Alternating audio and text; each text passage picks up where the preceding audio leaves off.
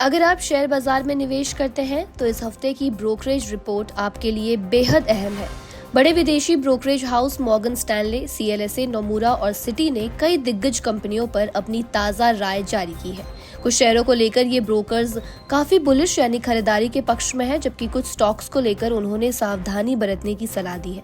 सबसे पहले है IOC यानी Indian oil corporation. Morgan Stanley और नोमुरा दोनों का मानना है कि IOC के लिए आने वाले महीने काफी अच्छे रह सकते हैं।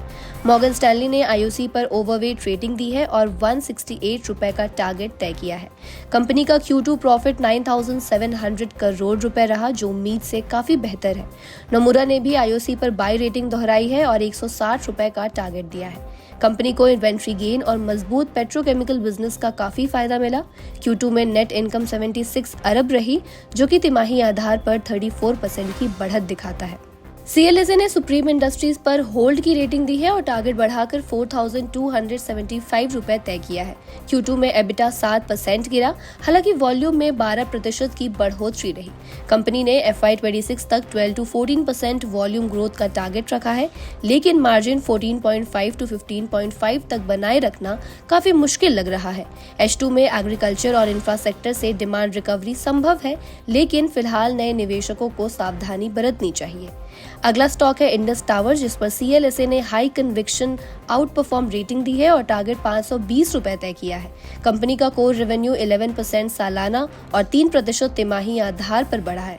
Adjusted EBITDA 15% year on year ऊपर रहा।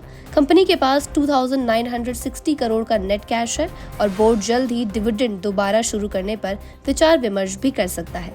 अगला स्टॉक है SRF केमिकल्स। मॉर्गन स्टैनले ने SRF पर अंडरवेट रेटिंग दी है और टारगेट 2,175 रुपए रखा है। स्पेशलिटी केमिकल्स और पैकेजिंग सेगमेंट काफी कमजोर रहे हैं। मार्जिन और डिमांड प्रेशर बढ़ा है। नए निवेशकों को अभी इस स्टॉक से दूरी बनाए रखने की सलाह ब्रोकरेज की तरफ से आई है। लिस्ट में लास्ट स्टॉक है बाटा इंडिया। सिटी ने बाटा इंडिया पर सेल रेटिंग दी है और टारगेट 750 रुपए का तय किया है। बिक्री और मुनाफा दोनों उम्मीद से काफी नीचे रहे।